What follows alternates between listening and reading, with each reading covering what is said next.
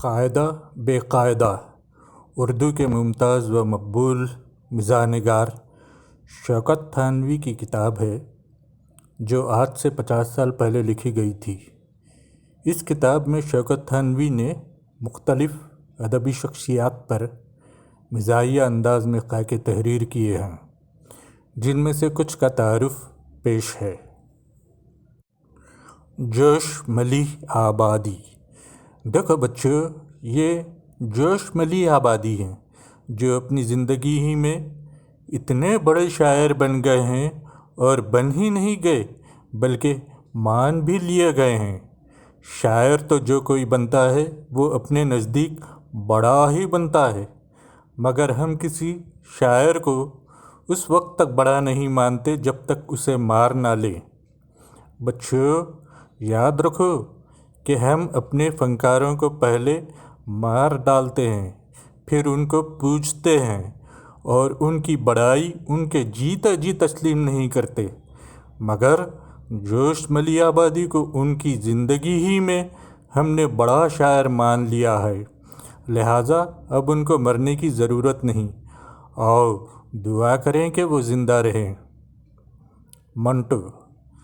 بچوں، ان کو دیکھو، یہ منٹو ہیں، وہ منٹو جو مقدمہ چلوانے کے لیے افسانے لکھتے ہیں، افسانہ رسالے میں جاتا ہے اور یہ خود عدالت میں۔ بچوں، یہ اپنے وقت کے سب سے بڑے افسانہ نگار مانے جاتے ہیں۔ ان کے آرٹ نے ان کو عروج پر پہنچایا ہے، مگر وہ خود اپنے عروج سے گھبرا کر بار بار پستی کی طرف آنے کی کوشش کرتے ہیں۔ ان کا فن ان کو زندہ جاوید بنا چکا ہے، مگر وہ خودکشی کی کوشش میں دن رات مصروف نظر آتے ہیں۔ خدیجہ مستور۔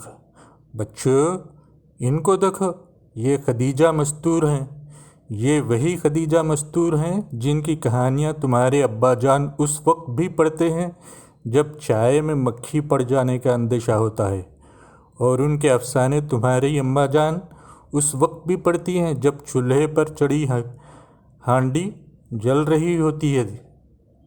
بچوں، ان کی کہانیوں میں نہ افیون ہوتی ہے اور نہ تمہارے ابا جان خدا نخواستہ افیون کے رسیا ہیں، مگر لطف اتنا ہوتا ہے کہ شروع کرنے کے بعد جب تک ختم نہ ہو باقی سب کچھ ختم کرنا پڑتا ہے۔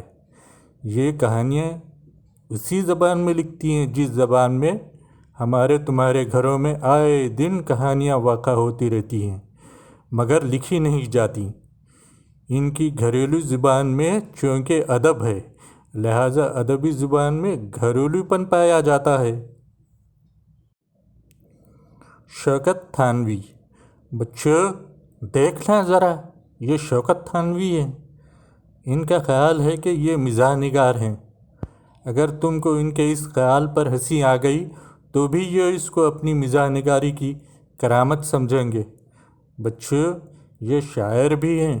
جب سنجیدہ کلام رو رو کر پڑھتے ہیں تو سننے والوں کو ہنسی آتی ہے، جب مزاحیہ کلام سناتے ہیں تو لوگ عبرت پکڑتے ہیں، حالانکہ خود ان کو پکڑ لینا چاہیے۔ مولوی عبدالحق۔ دیکھو بچوں، ان کو پہچاننے کی کوشش کرو۔ اگر تم ان کو بھی نہ پہچانے تو اردو کے حروف کیسے پہچانو گے؟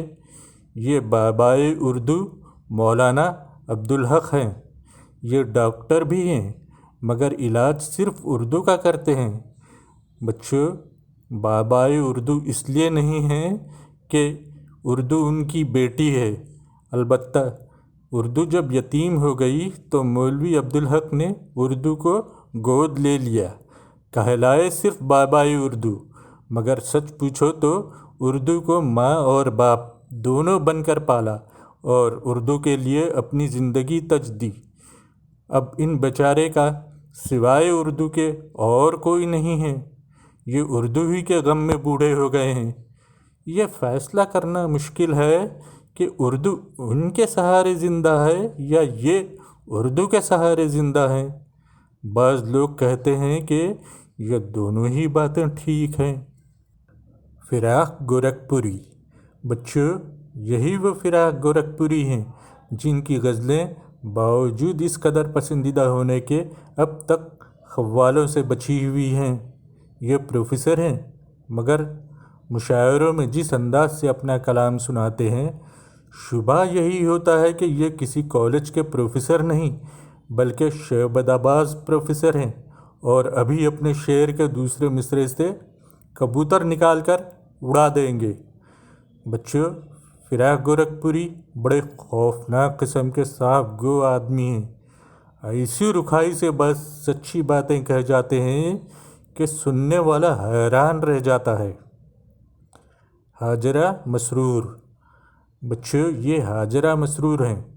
ये इस दौर की बहुत बड़ी अफसाने निगार खातून हैं और उन चंद ख़वातीन में से हैं जिनकी वजह से बहुत से गौर फ़िक्र के मरीज़ मर्द हर काम छोड़कर इस बात पर गौर किया करते हैं कि अगर हिजाब इम्तियाज़ अली, इस्मत चुग़ताई, हाजरा मसरूर, खुरतुलैन हैदर और खदीजा मस्तूर किस्म की औरतें बराबर पैदा होती रहीं तो हम नाक़ुसुल अक़ल किसको कहा करेंगे।